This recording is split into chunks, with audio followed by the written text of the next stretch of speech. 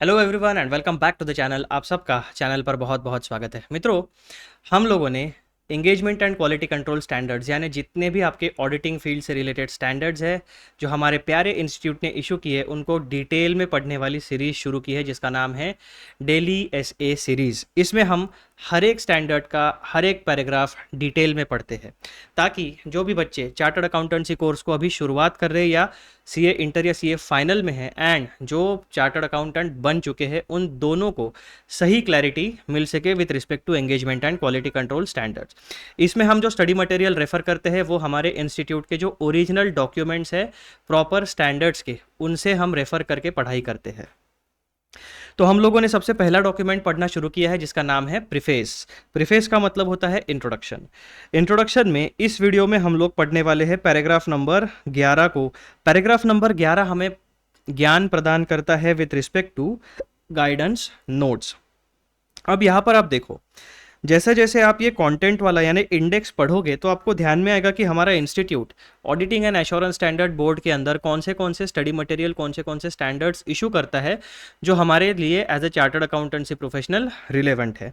तो सबसे पहले तो भाई साहब स्टैंडर्ड्स ऑन ऑडिटिंग आता है, उसके बाद में standard on quality control, other standards में आपके कवर हो जाते हैं standard on quality control, standards on review engagement, standard on other assurance and standard on related services.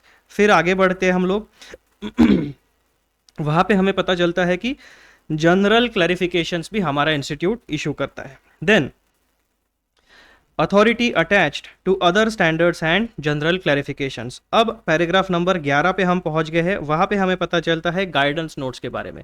एक पैराग्राफ आगे बढ़ोगे आप तो आपको दिखेगा पैराग्राफ नंबर 12 जहां पे आपको पता चलता है technical guides, practice manuals, studies and other papers published by the auditing and assurance standard board. यानी बहुत सारा मटेरियल जो प्रोफेशनली रिलेवेंट है हमारे ऑडिटिंग के फील्ड से। जो भी व्यक्ति जो भी स्टूडेंट आर्टिकलशिप कर रहे हैं, अभी आर्टिकलशिप में आप ऑडिट करोगे तो ये सारा का सारा स्टडी मटेरियल हमारा institute of chartered accountants of India provide करता है। अगर आपको सही तरीके से ऑडिटिंग सीखना है तो आपको इन डॉक्यूमेंट्स को पढ़ना पड़ेगा। As a chartered accountancy professional जब आप चार्टर्ड अकाउंट बन जाते हो तो आपके सिग्नेचर की वैल्यू होती है। अगर आपको सही तरीके से प्रोफेशनल सर्विस प्रोवाइड करके मैक्सिमाइज करनी है अपनी प्रोफेशनल फीस को तो आपको इन सारे स्टैंडर्ड्स का सही नॉलेज होना ज़रूरी है ताकि कौन से एंगेजमेंट में कौन सा स्टैंडर्ड रिलेवेंट है और टॉप नॉच क्वालिटी की रिपोर्ट आप कैसी बना सकोगे इसका ज्ञान आपको तभी मिलेगा जब आप engagement and quality control standards basically institute ने ऑडिटिंग से रिलेटेड जितना भी स्टडी मटेरियल इशू किया है उसको सही तरीके से पढ़ोगे और अप्लाई करोगे तो आपको फ़ायदा होने वाला है। पार्शियल नॉलेज से आपको फ़ायदा नहीं होने वाला है। तो आ जाओ, इस वीडियो का मुद्दा है हमारा पैराग्राफ नंबर 11 जो है गाइडेंस नोट्स। एज यूजुअल हम लोग चलते हैं हमारे ओरिजिनल डॉक्यूमेंट के बेयर टेक्स्ट के ऊपर। सबसे पहले पैराग्राफ नंबर 11 की टेक्स्ट पढ़ते हैं, उसके बाद में हम लोग हमारे नोट्स में जंप करेंगे। पैराग्राफ नंबर 11 क्या कहता है? गाइडेंस नोट्स दो रिकमेंडेटरी इन नेचर, यानी पहले ही उन्होंने बता दिया कि इंस्टीट्यूट जो गाइडेंस नोट इशू करता है वो रिकमेंडेशन है, यानी इंस्टीट्यूट कहता है कि भाई साहब आप इस तरीके से काम करोगे तो आपका काम आसान होगा या सही तरीके से होगा। रिकमेंडेटरी है, मैंडेटरी नहीं है, यानी किसी भी गाइडेंस नोट को फॉलो करना एक मेंबर ऑफ इंस्टीट्यूट के ऊपर कंपल्शन नहीं है, वो रिकमेंडेशन है इंस्टीट्यूट का। Guidance notes though recommendatory in nature are issued to assist professional accountants in implementing the engagement standards and the standards on quality control issued under the authority of the council। यानी ये जो guidance notes है ये आपको engagement standards and standards on quality control इनको सही तरीके से अप्लाई एंड इम्प्लीमेंट करने के लिए गाइड करता है। That means guidance material provide करता है। Guidance notes are also issued to provide guidance or other generic or industry specific audit issues not necessarily arising out of standards। यानी engagement and quality control standards के अलावा भी जो specific industry scenarios होते हैं जो डे टू डे बेसिस के ऊपर इंडस्ट्री के सामने आते हैं कुछ सवाल, उन सवालों का सॉल्यूशन प्रोवाइड करने के लिए भी, गाइडेंस प्रोवाइड करने के लिए भी इंस्टीट्यूट गाइडेंस नोट्स इशू करता है जो मेंबर्स ऑफ ICAI के लिए रिलेवेंट होते हैं।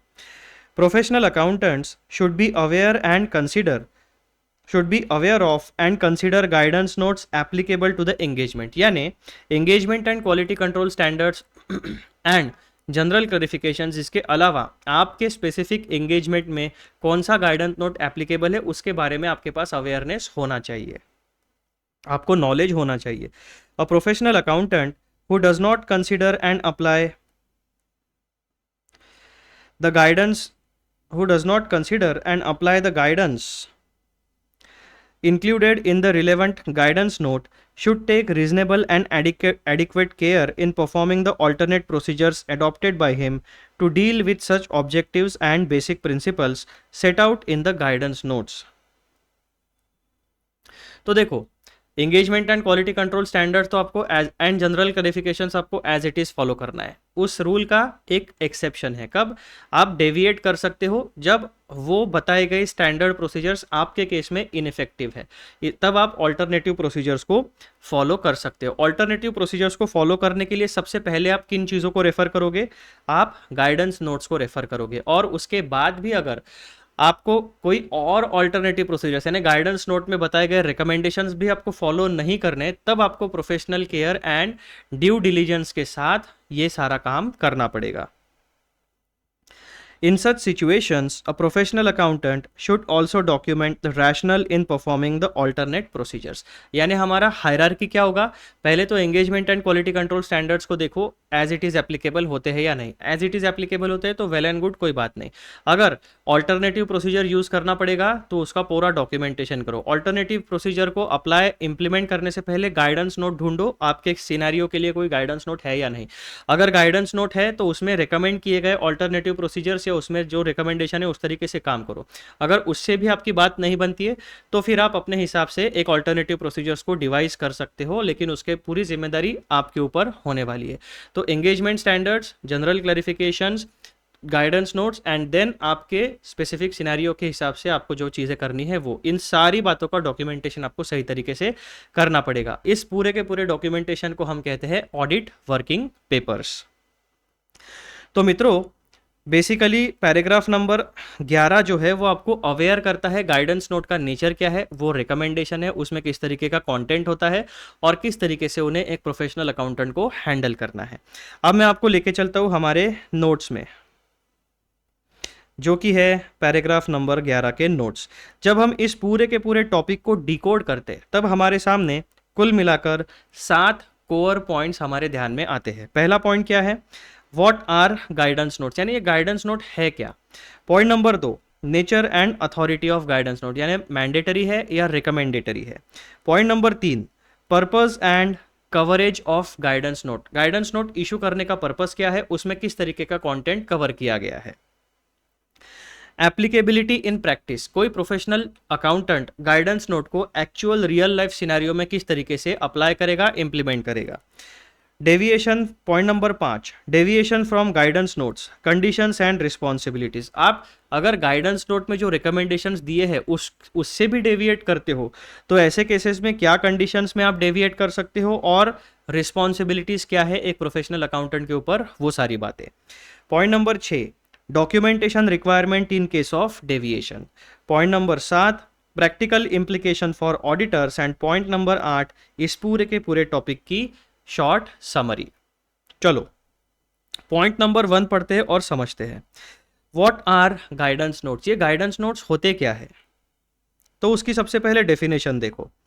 Guidance notes are documents issued by the ICAI to assist professional accountants in understanding and applying. 2 बातें, गाइडेंस नोट्स क्या होते हैं, वो स्टैंडर्ड डॉक्यूमेंट्स होते हैं. इशू करने वाली अथॉरिटी कौन सी है, ICAI. पर्पस क्या है उसका, to assist professional accountants in understanding and applying engagement standards, यानी एंगेजमेंट स्टैंडर्ड्स का प्रॉपर अंडरस्टैंडिंग होना चाहिए और उन्हें रियल लाइफ सिनेरियो में अप्लाई कैसे करना है वो बातें गाइडेंस नोट में बताई जाती है. एंगेजमेंट स्टैंडर्ड्स में कवर होते हैं SAs, SREs, SAEs and SRS.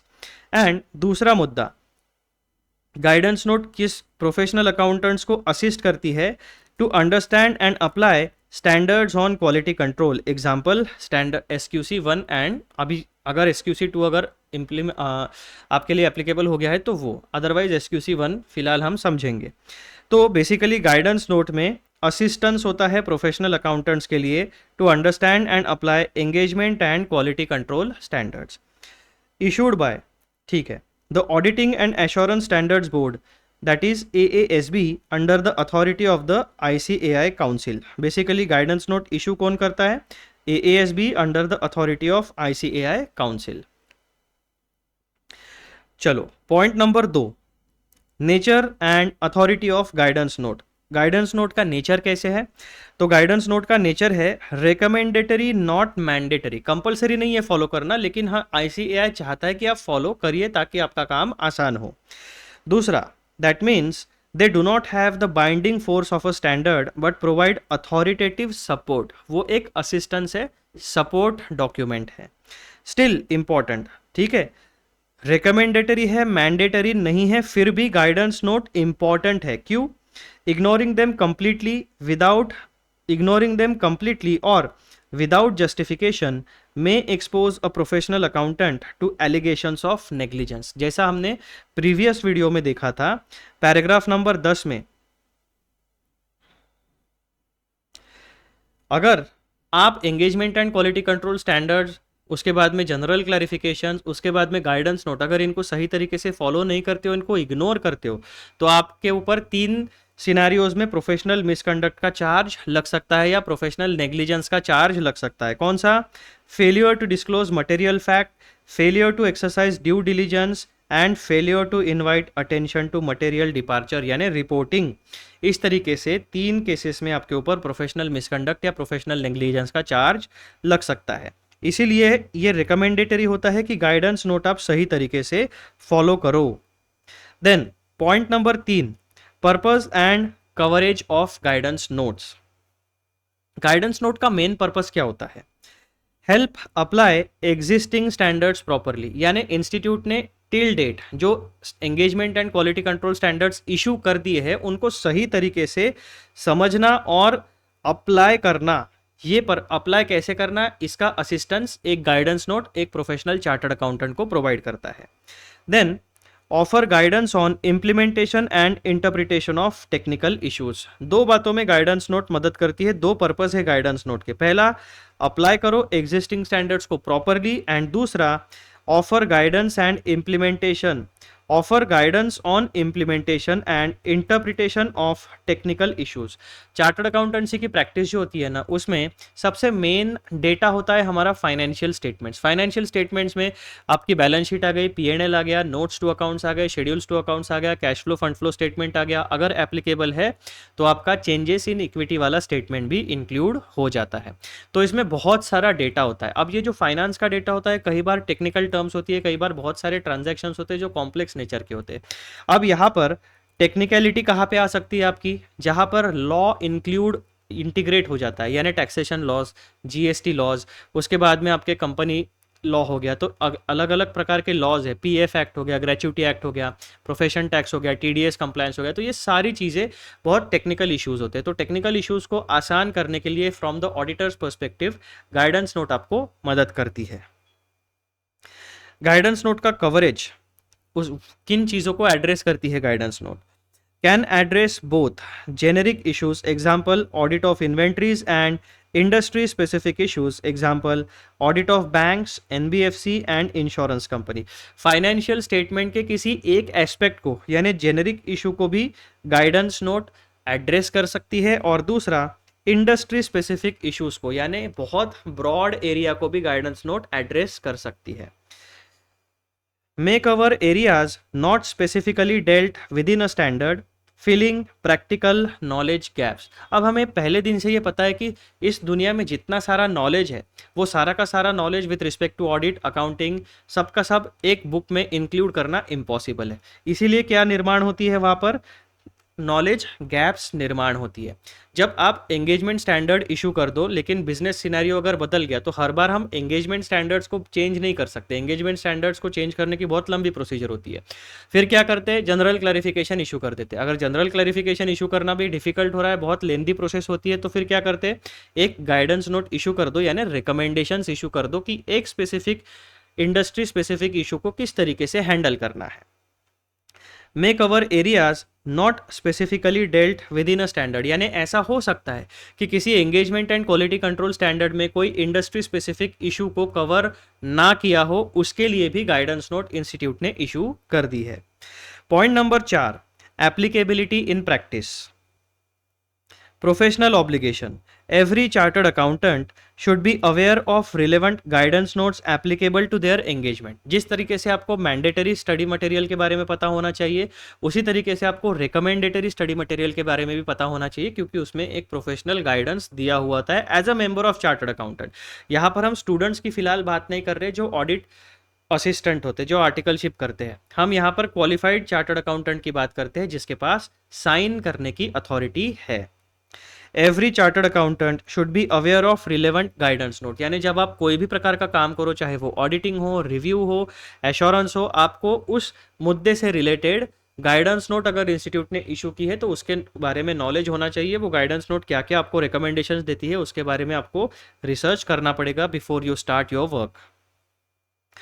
दो not binding, they set benchmarks for acceptable professional conduct. ठीक है, एक तरीके से बेंचमार्क रिकमेंडेशन एस्टैब्लिश हो जाता है। In simple terms, if a guidance note exist for your type of audit, you are expected to follow it unless you have a valid reason not to. अगर आप जो प्रोफेशनल सर्विस प्रोवाइड करते हो उस aspect से related कोई guidance note institute ने already issue करके रखी है, तो ये अज्यूम किया जाता है कि आप एज अ चार्टर्ड अकाउंटेंट उस गाइडेंस नोट को फॉलो करोगे। अगर आपको फॉलो नहीं करनी है या आपने फॉलो नहीं की तो उसके लिए आपके पास वैलिड रीजन होना चाहिए। Point number 5, deviation from guidance notes, conditions and responsibilities. जो गाइडेंस नोट इंस्टीट्यूट इशू करता है, जब आप उसको फॉलो नहीं करते तो ऐसे कौन से सिनेरियोज है जहां पर आप गाइडेंस नोट को फॉलो ना करते हुए कोई और प्रोसीजर फॉलो करो। Deviation from guidance notes, conditions and responsibilities. Deviation permissible only if alternative procedures are designed and implemented that meet the objectives and fulfill the basic principles set out in the guidance note. अब यहाँ पर सिर्फ guidance note नहीं, guidance note के objectives भी fulfil होने चाहिए। उसके बाद में अगर एंगेजमेंट कोई स्टैंडर्ड एप्लीकेबल है तो स्टैंडर्ड के ऑब्जेक्टिव्स भी फुलफिल होने चाहिए। Deviation from guidance notes permissible only if alternative procedures are design and implemented that meet the objectives of the standard and fulfill the basic principles set out in the guidance note. Important. Simply ignoring the guidance note without justification can be seen as lack of due care and diligence, professional misconduct का charge या professional negligence का charge लग सकता है अगर आप guidance note में बताए गए रिकमेंडेशंस को as a chartered accountant follow नहीं करोगे तो। ठीक है दोस्तों, ये हो गया पॉइंट नंबर 5। पॉइंट नंबर 6 में हमें क्या पता चलता है, documentation requirement in case of deviation. जब एक गाइडेंस नोट में बताए गए रिकमेंडेशन को फॉलो ना करते हुए आप डेविएट कर जाते हो तो आपको किस तरीके से डॉक्यूमेंटेशन करना है।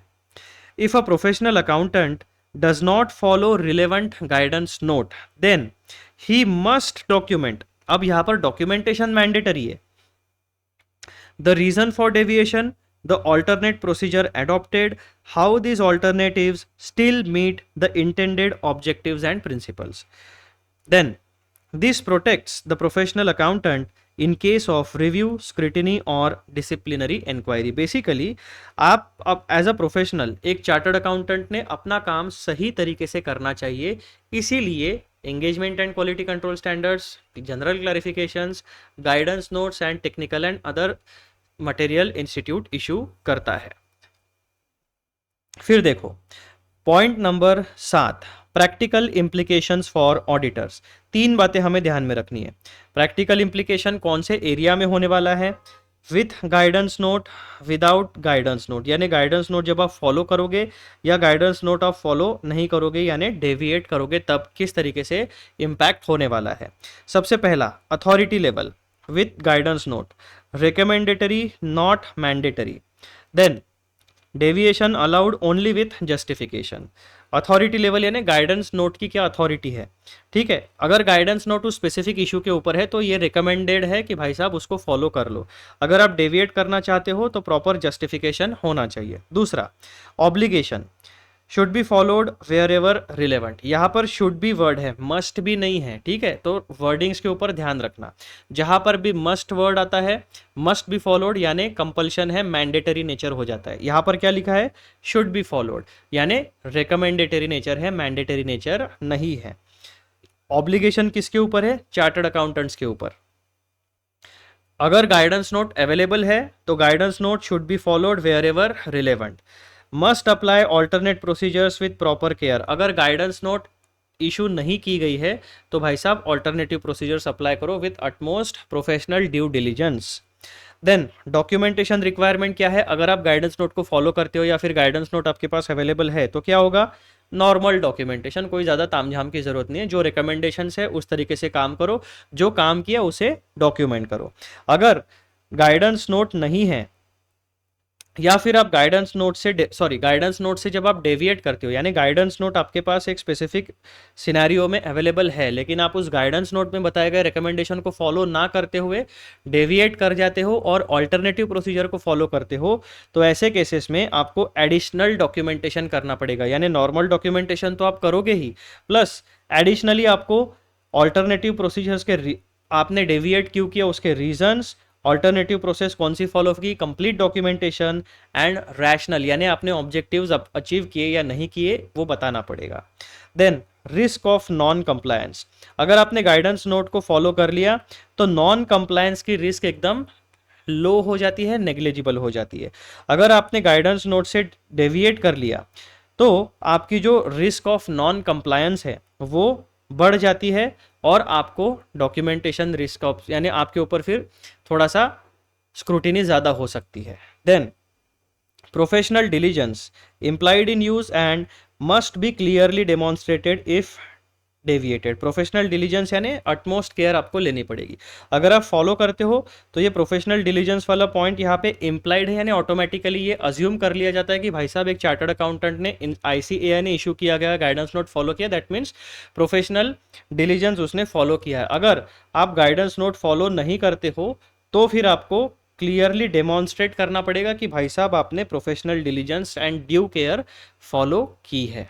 इस तरीके से प्रैक्टिकल इम्प्लीकेशन होता है प्रैक्टिकल इम्प्लीकेशन होता है गाइडेंस नोट का एक चार्टर्ड अकाउंटेंट के ऊपर।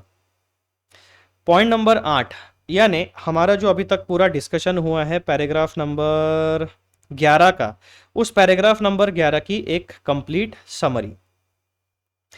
Guidance note play a vital advisory role in ensuring quality and consistency in audits and other engagements. Guidance note क्या इंश्योर करती है, quality and consistency in audit and other engagement. जो भी professional service आप provide करोगे उसमें quality होनी चाहिए एंड एक स्टैंडर्डाइज प्रोसेस होनी चाहिए, कंसिस्टेंसी होनी चाहिए, वो गाइडेंस नोट इंश्योर करता है। Point number 2, they are not mandatory but serve as professional compass for best practices. अगर आप गाइडेंस नोट फॉलो करते हो तो आपको ये निश्चिंती होनी चाहिए, आप निर्भय हो सकते हो कि भाई साहब हम लोगों ने सही तरीके से काम किया है। Point number 3, if a professional accountant deviates he must. अगर आप गाइडेंस नोट को फॉलो ना करते हुए डेविएट करके ऑल्टरनेटिव प्रोसीजर्स को फॉलो करते हो तो आपको डॉक्यूमेंटेशन करना पड़ेगा। किस तरीके से करना पड़ेगा, take reasonable and adequate care in designing alternative procedures and document the entire rationale and process. Point number 4, awareness plus justification plus documentation is equals to minimum risk and maximum professionalism. ये एक basically generalise formula जो मैंने आप लोगों के लिए develop किया कि भाई साहब गाइडेंस नोट जब आप फॉलो करोगे तो गाइडेंस नोट के बारे में अवेयरनेस होना चाहिए, डेविएट करोगे तो जस्टिफिकेशन डॉक्यूमेंटेशन करोगे, और ये सारी बातें जब आप कंप्लीटली फॉलो करते हो तो आपकी जो नेग्लिजेंस एंड प्रोफेशनल मिसकंडक्ट की रिस्क है वो मिनिमम हो जाती है और आपका जो प्रोफेशनलिज्म है that means quality and consistency वो मैक्सिमाइज हो जाता है। तो ये एक छोटा सा सूत्र आपके लिए बता के मैं ये घोषित करता हूँ दोस्तों कि हमारा ये वीडियो होता है समाप्त। इस तरीके से हमारा पैराग्राफ नंबर 11 जो कि गाइडेंस नोट के बारे में हमें इंट्रोडक्शन प्रोवाइड करता है from preface to the standards, complete होता है। जाने से पहले एक छोटी सी रिक्वेस्ट, अगर ये वीडियोस आपके नॉलेज में थोड़ी बहुत वैल्यू एडिशन करते हैं तो डेफिनेटली चैनल को सब्सक्राइब जरूर करिए, वीडियोस को लाइक करिए and CA students and professionals के साथ इन वीडियोस को शेयर ज़रूर करिए। चलो मिलते हैं अगले वीडियो में। अगले वीडियो में मैं आपको टॉपिक अभी बता देता हूँ। अभी यहाँ पर हमारा जो मेन बॉडी था यानी पैराग्राफ्स, वो सारे के सारे पैराग्राफ्स अब हो चुके हैं समाप्त, क्योंकि जैसे जैसे ही आप कंटेंट में जाओगे तो कंटेंट यानी इंडेक्स में देखोगे आप पैराग्राफ नंबर, सॉरी एक पैराग्राफ हमारा बचा हुआ है जो पैराग्राफ नंबर 12 है। तो ये पैराग्राफ नंबर 1 से लेकर पैराग्राफ नंबर 12 तक ये होती है main text of the standard या फिर जो भी प्रीफेस हम पढ़ रहे हैं वो। जहाँ पर भी पैराग्राफ नंबरिंग समाप्त हो जाता है वो अदर एक्सप्लेनेटरी मटेरियल आपके लिए फॉर इंफॉर्मेशनल पर्पजेस दिया हुआ होता है। ये बेसिक नॉर्म है preface and engagement and quality control standards के फॉर्मेटिंग का। तो हमारा जो प्रीफेस का डॉक्यूमेंट है उसका कोर कंटेंट पैराग्राफ नंबर 11 तक कंप्लीट हो चुका है। बस एक पैराग्राफ हमारा बाकी है जो है पैराग्राफ नंबर 12, वो अगले वीडियो में हम लोग कवर करने वाले हैं। तब तक के लिए bye bye, take care and पढ़ाई करिए और सही तरीके से प्रोफेशनल सर्विसेज प्रोवाइड करिए ताकि हमारे इंस्टीट्यूट और हमारे प्रोफेशन का नाम सही तरीके से बना रहे।